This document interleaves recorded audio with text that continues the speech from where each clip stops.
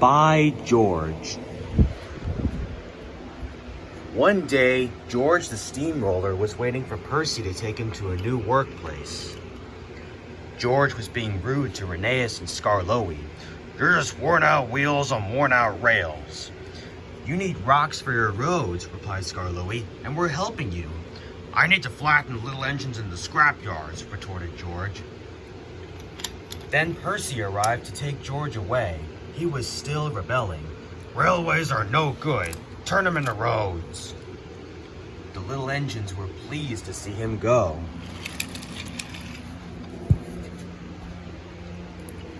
George grumbled all the way to the old branch line. He was going to turn it into a road.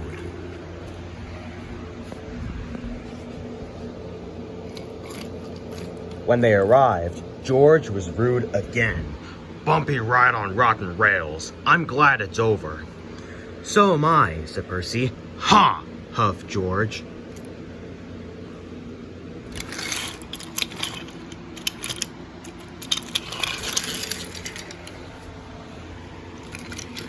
Percy was still fuming when he met Thomas.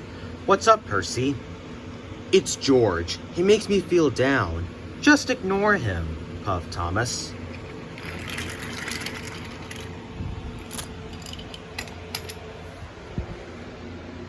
George was now enjoying himself.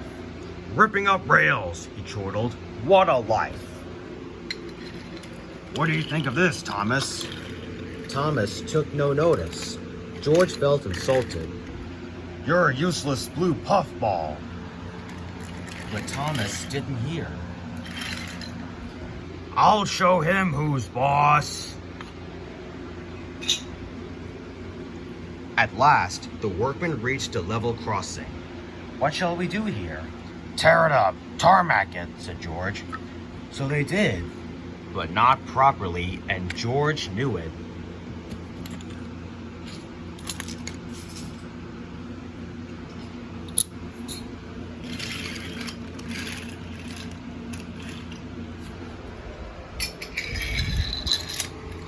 Later, Thomas was traveling home on the same line. He was pulling freight cars filled with vegetables. The signalman had forgotten to warn his driver about the crossing. "That's nice, we don't need to stop," said Thomas happily. "Yes, we do," called his driver. But it was too late.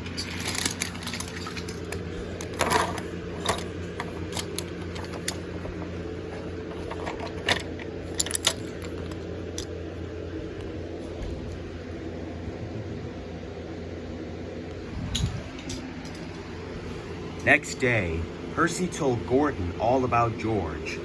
"Huh," snorted Gordon. "You're just a small engine. That's why he's rude to you.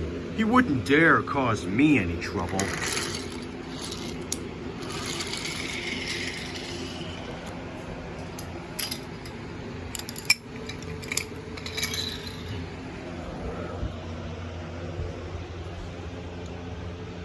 George had been taken to some yards to work.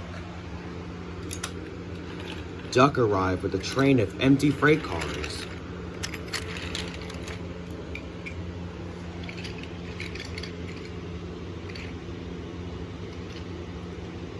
George was blocking his way, and a car was stuck on the main line. "Let me through," demanded Duck. "You'll just have to wait," replied George. "There's no time to wait. I must clear my freight cars from the main line to let Gordon through." "Then he'll have to wait too," said George.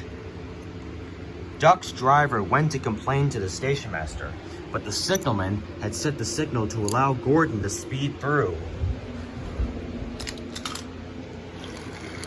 His passengers were singing his praises, and he was making express time. "I'm the greatest, just watch me fly by." He whistled long and loud as he approached the station. Suddenly, he saw a freight car on the line ahead. "Get out of my way!" But the freight car wouldn't move until Gordon forced it.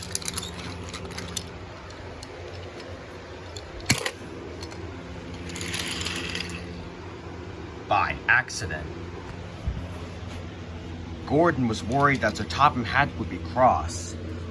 He was, but not with Gordon. Whoever caused this disturbance will have me to answer to. And he did. A few days later. Look who's here, said Thomas. George had been found out by Sir Topham Hatt and punished. He looked miserable. Now we'll get some peace at last, said Percy. I want to get rolling again, but I've got to wait a whole week till I do. And then you'll be just as rude as ever. Eh, George? I hope not, don't you?